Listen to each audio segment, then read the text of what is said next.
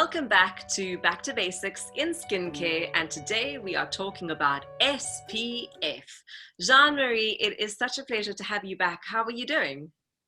I'm very well, Bailey. I'm so happy to be back. Thanks for having me again. Absolutely. And this topic is my absolute favorite. I already said, oh my gosh, I cannot wait to talk about this because this is my thing. SPF, everybody who knows me professionally or personally knows I am the SPF person. So I'm excited. Awesome. Well, then let's get straight into it. I've got my questions for you. So number Perfect. one, should we be using an SPF? Should we be using sunscreen if we are not going to see the light of day? As in, we are not leaving the house, we're going to be working full blown in an office. Do we need sunscreen?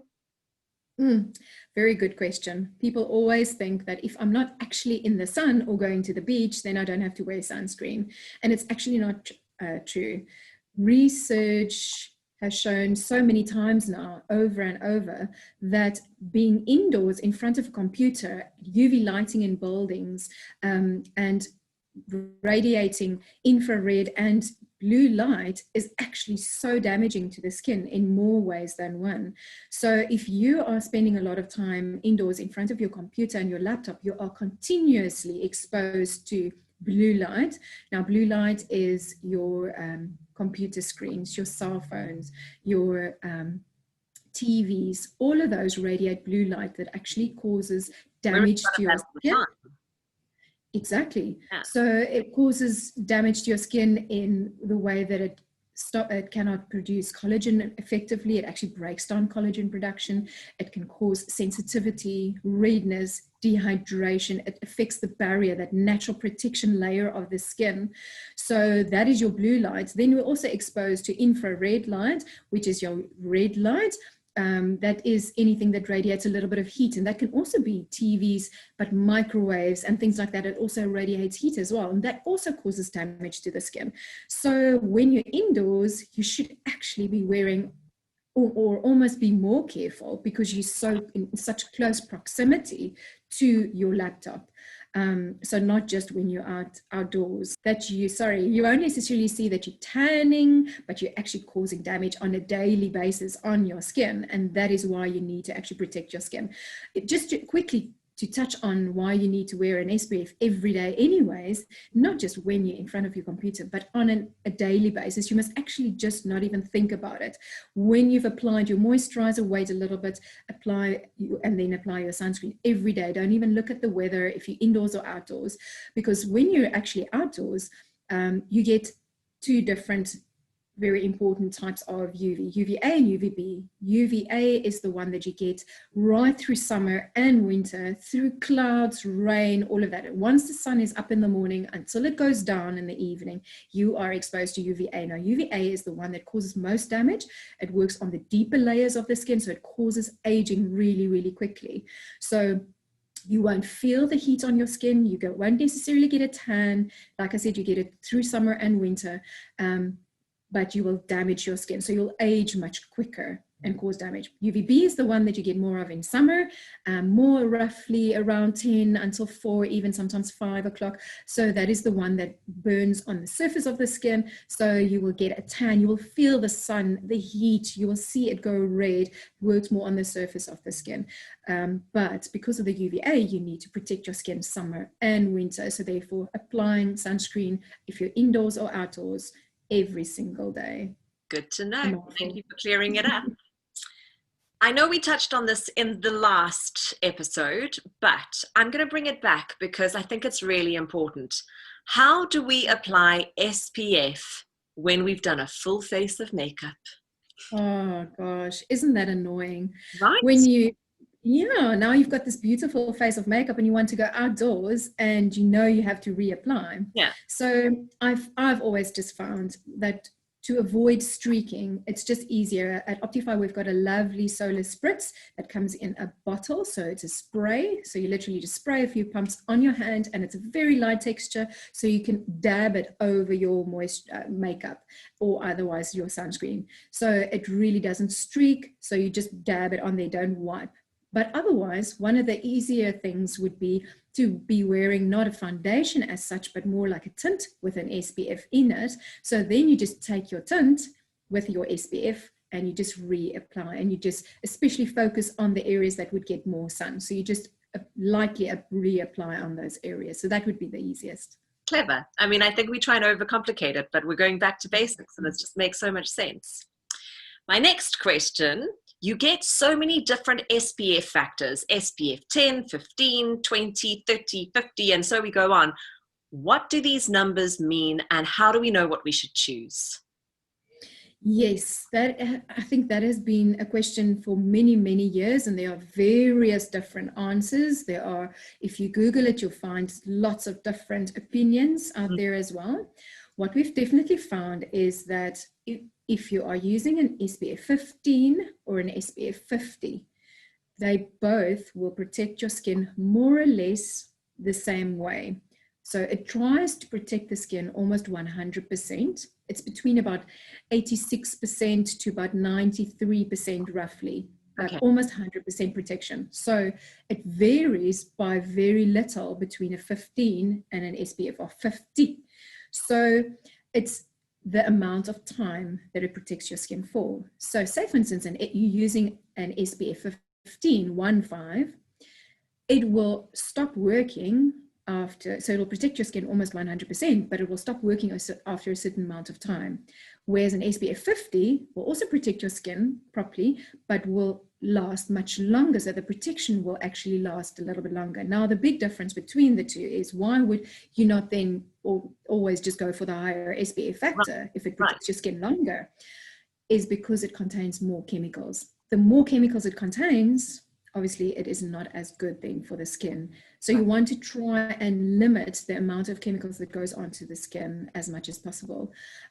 So therefore, we have definitely found at Optiphi, we've found a happy medium where an SPF 30 is actually the best of both. So you get a really good protection, but without the added chemicals. Exactly, the Protect the Canvas is awesome. This is, I mean, I don't mean this to seem like an infomercial right now, but really this has been the most incredible thing for me to discover. Protect the Canvas, SPF 30. I feel like it doesn't make my skin go that white color. It doesn't feel like a thick layer of sunscreen. You know, that kind of like oily, residue sunscreen that you put on maybe for your body, which I can tolerate more. But with your face, you don't want to feel like you're putting on a body cream. I mean, a butter. You don't want to feel like you're putting butter on your face. So this is amazing. Oh, I'm so happy. Yeah. Yeah. I love that too. And that is exactly what you want. You do not want something that is so thick. So that's why we've really refined the texture quite a bit. And you get the best of both.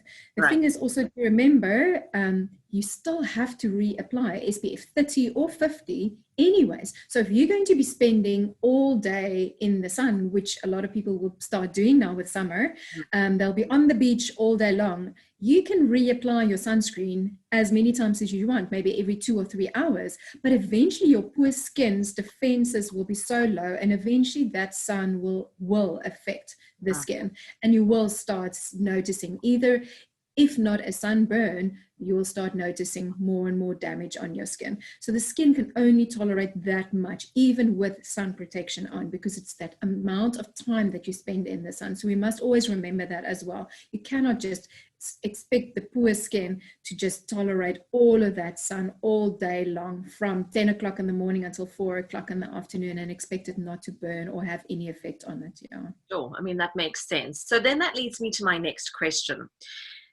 Can SPF be layered?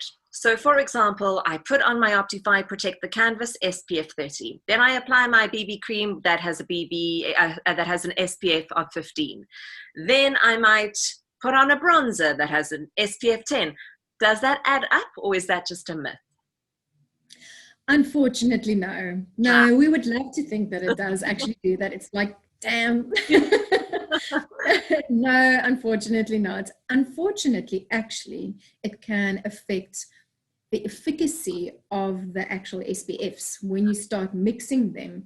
So sometimes, and we can still not say for sure, but sometimes it even dilutes it a little bit and has a different kind of effect on how it works on your skin. Be careful how quickly after each other you apply them, because you don't want to mix them and dilute the one on top of the other.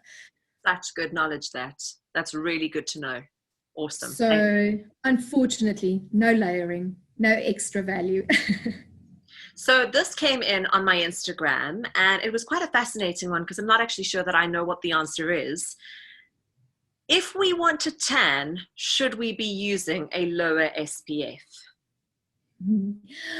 Funny story, I always used to think that many years ago. There was a brand that had an SPF 8 and it came in an oil and it was wonderful. I was very young. Yes, smelled like that. I loved it. I used it on my body and I used it to tan. And it's not actually how it works. How it basically works is an SPF, if it's an SPF 8 or a 50, like we spoke before, it protects your skin only for a certain amount of time. So say, for instance, it's a very low SPF, like an 8. It'll protect your skin for less than an hour properly. And thereafter, it's almost as if you have no sunscreen on whatsoever. So you will just start burning. So if you want to tan, you'd much rather want to do it gradually. Still use your SPF 30, but go into the sun little bits at a time. So not spend 2 or 3 hours the very first time that you go to the sun. Obviously, you never really want to tan, so we don't advocate any tanning. It's not the ideal. But if you do it bits at a time and your skin never gets red, to do it short bits at a time and testing your skin, maybe 15 minutes at a time, and using your SPF 30, you will still get a tan. It'll just take longer, but it will be much healthier. So you won't damage your skin. So good to know. Thank you. So my final question is, and it's something that I see frequently asked on Instagram, and I'm just going to read what the question is. If I have a darker skin type, does that mean that I don't have to wear an SPF? It is definitely something that people are not aware of, that the darker the skin, and it can be ranging from a skin type Fitzpatrick type 3, which is just an olive type of skin, or it can even range to a darker skin, like an African skin that's really dark. You tend to think that the darker the skin gets, the stronger it must be towards UVA, UVB, all of those. And it's, in fact, it's not true. The skin definitely has more melanin, which is the pigment in the skin. So it contains more melanin and more clusters of melanosomes. But in the area, therefore, the color is darker. Or therefore, if you go into the sun, the skin will get darker much quicker. But it's not necessarily a good thing, because on darker skins, especially the darker you go, they will attract more sun. If you think about wearing darker clothes in summertime, you'll get hot really quickly because of the actual color that is that attracts the sun. So darker skins attract more sun to them as well. So therefore they can actually burn much quicker. So they will have to look after their skins much better and use an SPF factor and try and actually stay away from the sun, because you won't notice the damage as much as on a lighter skin. You won't see the skin going red necessarily. You won't necessarily see it being sunburnt or the damage, but the damage is still there, even if you can't visibly see it. So that is the big problem with people thinking that the darker my skin, I don't have to look after it as properly as a lighter skin would. But it's actually not true. We all get the same kind of damage. You just don't notice it. So the moral of the story is, if you have skin, you need to wear SPF all year round. The end. Exactly. Well done. That's basically it. That's it. Indoors, outdoors, all year round. That's it. So it needs to be something that you put into your skincare.